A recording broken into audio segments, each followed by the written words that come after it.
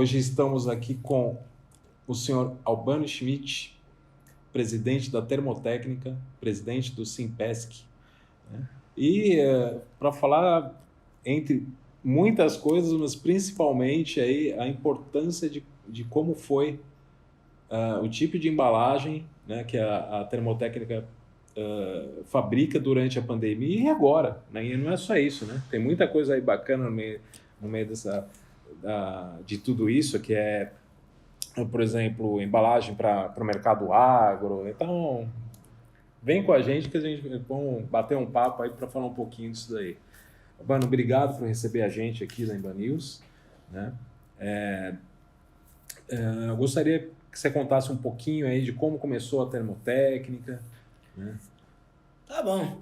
Olha, é um prazer estar aqui recebendo vocês aqui e ter a oportunidade de falar sobre a Termotécnica, essa empresa que eu adoro, sou apaixonado por ela, acho uma coisa fantástica. Como é que começou a Termotécnica? A Termotécnica começou em 1961 como uma diversificação da época do Grupo Tupi, da Fundição Tupi. Ela resolveu entrar no segmento plástico. Estava sendo acabada de ser desenvolvida e colocada no mercado essa tecnologia da transformação do EPS, que é o isopor. Aí a gente começou inclusive dentro da fundição. Aí eles começaram os experimentos, construíram o primeiro galpão, que fica aqui do nosso lado, e começaram a fazer então as primeiras peças no Brasil de isopor. O que era? Baldinhos de gelo, porta-garrafa, utilidades domésticas de uma maneira geral, balões para carnaval, aí entramos na sequência fazer grandes blocos que a gente recortava para a indústria de isolamento de câmaras frigoríficas e tal. Ali começou realmente. O negócio começou muito bem, na época não tinha esse conceito de utilidade doméstica, a conservadora levava a cerveja geladinha para a praia, todo mundo tinha, e isso cresceu muito, tanto é que a gente foi, inclusive, colocamos uma fábrica num dado momento no Rio de Janeiro, outra fábrica lá no interior de Minas Gerais, lá em Contagem, para atender esse mercado crescente. Conforme a gente foi evoluindo nessa tecnologia, a gente sentiu que, olha, tem uma oportunidade também não só de isolar os balcões frigoríficos de padaria e tal, mas fazer grandes câmaras frigoríficas.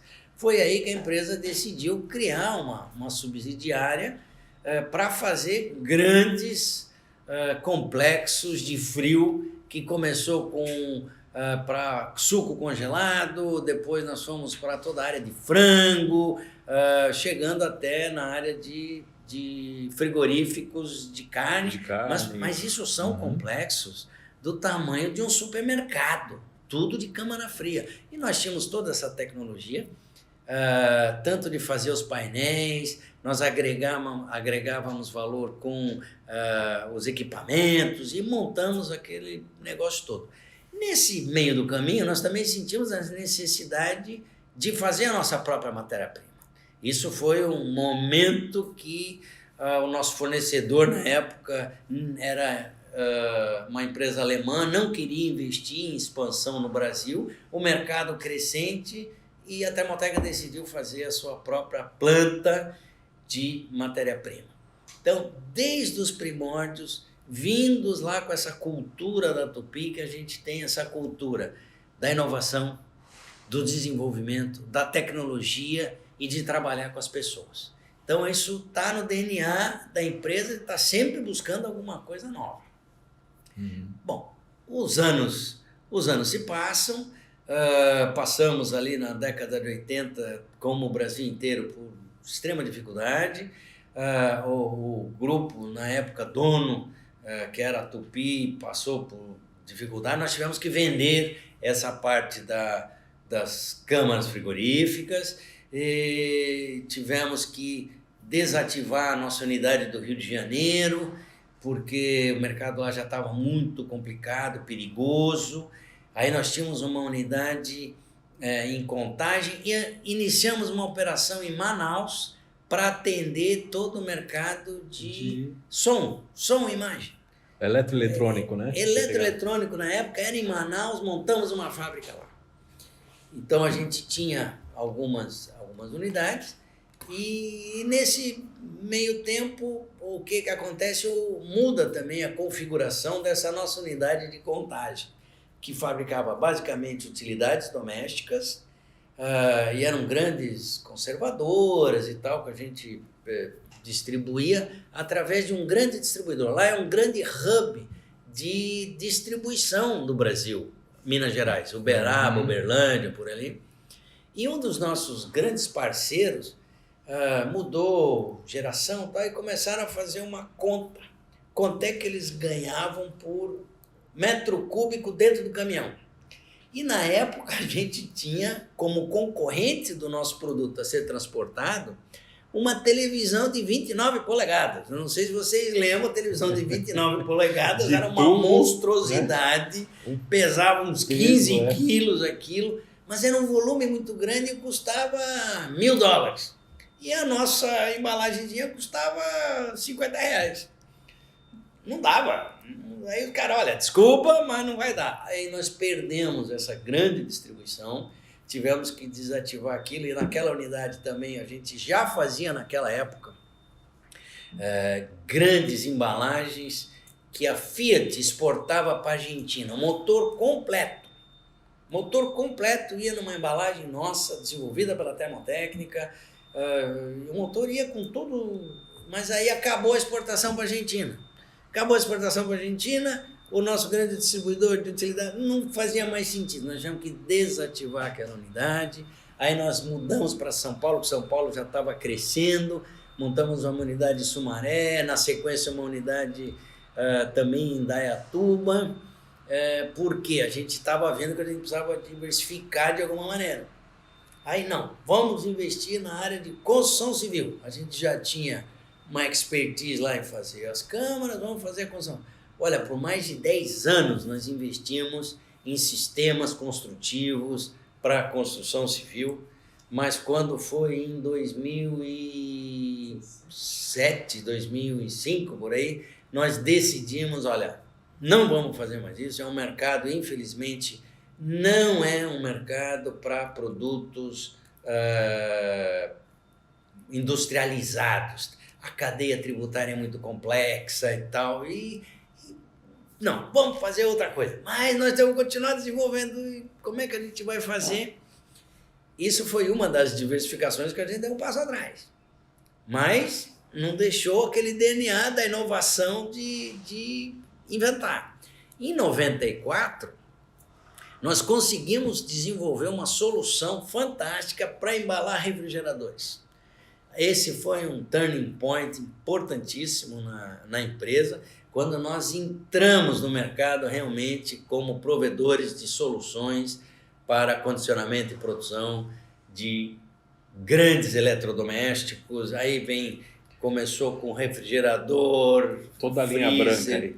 Toda a linha branca, sendo que o último dos moicanos a gente conseguiu foi fogão. Fogão foi o mais difícil. Porque na época, vocês têm que lembrar, não existia a cultura do cooktop. O fogão que existia, aquele fogãozinho, desculpa o termo, mas pé de boi, sabe? Aquele 4 bocas, mas você botava a mão em cima, dava uma chacoalhada, ele se desmontava. Então, exigia muita volume de embalagem. Dava para embalar, a gente tinha a solução, mas acabava ficando caro em comparação com o preço do produto. Hoje em dia não, isso evoluiu bastante, então hoje a gente acondiciona toda a linha branca, desde freezer, geladeiras, ar-condicionado, fogões, cooktop, forno de micro-ondas, tudo isso, toda a parte de eletroeletrônica também. Esse também foi um negócio super interessante, que aconteceu, e a empresa tem sempre que estar se reinventando. A gente começou embalando as televisores de 29 polegadas. 29 polegadas.